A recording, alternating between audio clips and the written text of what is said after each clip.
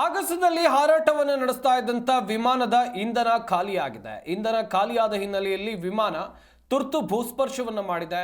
ಕೆಂಪೇಗೌಡ ಅಂತಾರಾಷ್ಟ್ರೀಯ ವಿಮಾನ ನಿಲ್ದಾಣದಲ್ಲಿ ನಡೆದಿರುವಂತಹ ಘಟನೆ ತಡವಾಗಿ ಬೆಳಕಿಗೆ ಬಂದಿದೆ.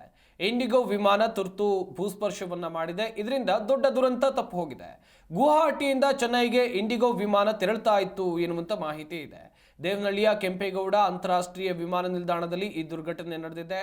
ಹಾಗೇನೆ ಕಳೆದ 19ನೇ ತಾರೀಕು ನಡೆದಿರುವಂತಹ ಘಟನೆ 2 ದಿನಗಳ ಹಿಂದೆ ನಡೆದಿರುವಂತಹ ಘಟನೆ ತಡವಾಗಿ ಬೆಳಕಿಗೆ ಬಂದಿದೆ. ಗುವಾಹಟಿಯಿಂದ ಚೆನ್ನೈಗೆ ಇಂಡಿಗೋ 6E6764 ವಿಮಾನ ತೆರಳುತ್ತಾ ಇತ್ತು. 180 ಜನ ಪ್ರಯಾಣಿಕರು ಇದರಲ್ಲಿ ಇದ್ರು. ಇಂಧನ ಖಾಲಿಯಾದ ಹಿನ್ನೆಲೆಯಲ್ಲಿ ಪೈಲಟ್ನಿಂದ ಮೇಡೆ ಎನ್ನುವಂತ ಕಾಲ್ ಬಂದಿದೆ. ಹೀಗಾಗಿ ತುರ್ತು ಭೂಸ್ಪರ್ಶ ಮಾಡಲಾಗಿದೆ. ಅದೃಷ್ಟವಶಾತ್ ಸೇಫ್ ಆಗಿ ಲ್ಯಾಂಡ್ ಆಗಿದೆ ವಿಮಾನ. ಲ್ಯಾಂಡಿಂಗ್ ನಂತರ ಇಂಧನ ತುಂಬಿಕೊಂಡು ಚೆನ್ನೈಗೆ ಪೈಲಟ್ ತೆರಳಿದ್ದಾರೆ. ದೇವನಹಳ್ಳಿಯ ಕೆಂಪೇಗೌಡ ಅಂತಾರಾಷ್ಟ್ರೀಯ ವಿಮಾನ ನಿಲ್ದಾಣದಲ್ಲಿ ನಡೆದಿರುವಂತಹ ಘಟನೆ. ಇಲ್ಲಿ ಯಾರ ನಿರ್ಲಕ್ಷ್ಯ ಎನ್ನುವುದಾಗಿ ಸಾಕಷ್ಟು ಪ್ರಯಾಣಿಕರು ಪ್ರಶ್ನೆಯನ್ನ ಮಾಡ್ತಾ ಇದ್ದಾರೆ. ಯಾರದ್ದೋ ನಿರ್ಲಕ್ಷ್ಯದಿಂದ ಹೀಗೆಲ್ಲ ಆಯಿತು, ಯಾರದ್ದೋ ಜೀವದ ಜೊತೆ ಚೆಲ್ಲಾಟವಾಡುವಂಥ ಕೆಲಸವನ್ನ ಇಂಡಿಗೋ ವಿಮಾನ ಸಂಸ್ಥೆಯವರು ಮಾಡಿದ್ರ ಹಾಗಾದ್ರೆ ಎನ್ನುವಂಥ ಪ್ರಶ್ನೆಗಳು ಕೂಡ ಉದ್ಭವಿಸಿವೆ.